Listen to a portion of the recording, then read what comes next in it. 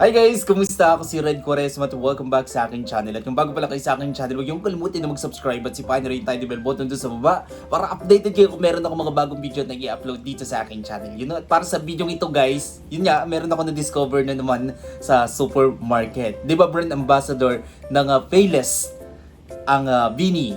And yun nga, napabili ako ng Pansit Canton ng Payless guys. So, yan o. Ayan o yung packaging nila. Bini yan no. Yan. Bumili ako ng 4 kasi nga meron siyang free Bini sticker inside. You know, tara. Buksan natin, na-excite ako guys. Sobrang na-excite ako. Unahin muna natin to. Bumili ng Pansit Canton no, ng Payless. Nasa yung sticker. Wala man ata.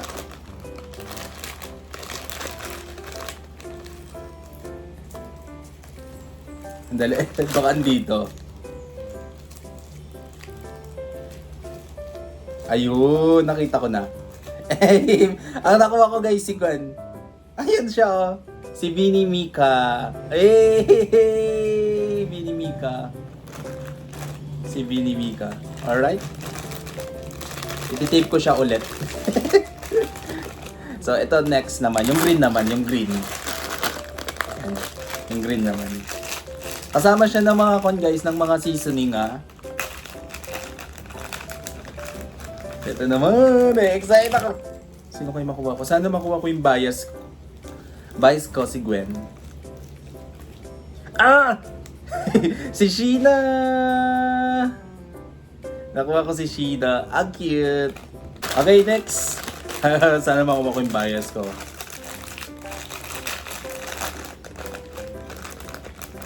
Ito na! Excited ako. Dapat photo cards na lang, no? Ay! Sino? Laan niyo ko sino to? Si Bini Aya! Sana all Bini Aya. Next! Last!